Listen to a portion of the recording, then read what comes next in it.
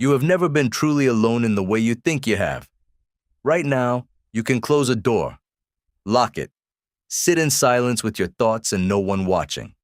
That option, that simple architectural fact of a door with a lock, is one of the newest inventions in the entire history of your species. For roughly 300,000 years, your ancestors had no doors, no walls, no rooms, no space that belonged only to them.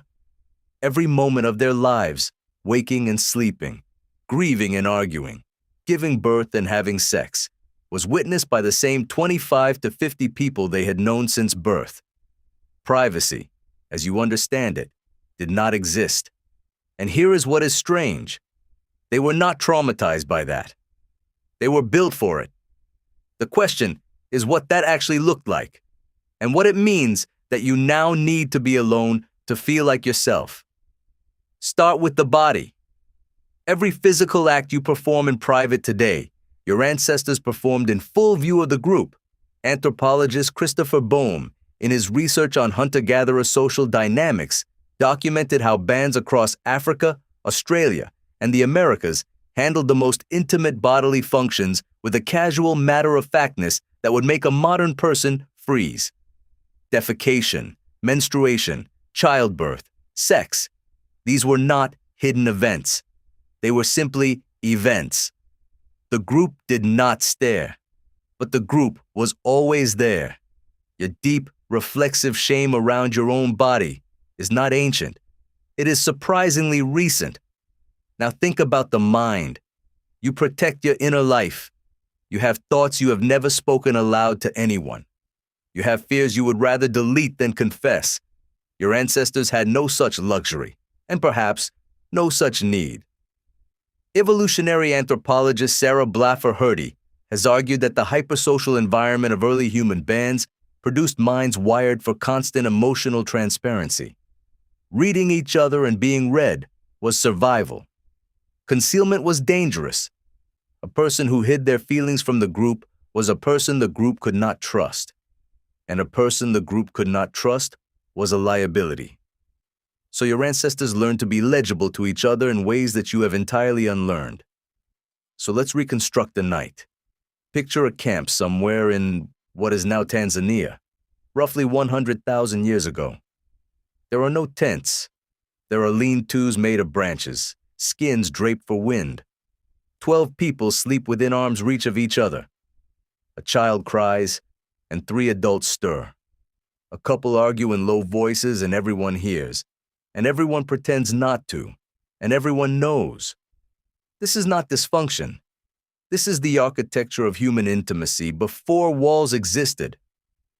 Blombos Cave on the southern coast of South Africa, one of the oldest known sites of sustained human habitation, shows exactly this pattern in its archaeology.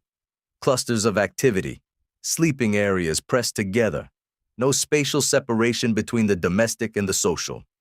There was no backstage. Everything was front of house. And yet something surprising happened in that fishbowl. Instead of constant surveillance breaking people, it produced radical accountability. Anthropologist Polly Wiesner's fieldwork with the Juhonzi of Southern Africa showed that gossip, and she means that technically, as a social mechanism, was the primary tool for enforcing fairness in the group. If you were lazy, the group talked. If you hoarded food, the group talked. If you were cruel to a child, the group talked, loudly, immediately, and without mercy. There were no courts, no police, no prisons. There was only the group's voice. And that voice, because everyone was always visible, was almost impossible to escape. Here is the counterintuitive twist. The absence of privacy did not produce conformity. It produced fierce egalitarianism. Boehm's research across dozens of hunter-gatherer societies found a consistent pattern. Any person who tried to dominate, accumulate status, or claim more than their share was immediately cut down by collective social pressure. Ridicule, gossip, refusal to share, and in extreme cases, ostracism. The total visibility of everyone's behavior made power grabs almost impossible to sustain. No one could build a private empire because nothing was private. The walls that gave you a room of your own are the same walls that gave someone else a boardroom. You crave privacy because you have been shaped by a world that made it necessary. You live among strangers. You perform for audiences you will never meet. You carry an inner life that has nowhere safe to land. Your ancestors didn't need privacy because they had something better, a group small enough to actually know them. Every thought they might have hidden, every fear they might have locked behind a door, could instead be spoken aloud to people who had known them since their first breath and would know them until their last. The locked door, you need to feel safe, is a workaround.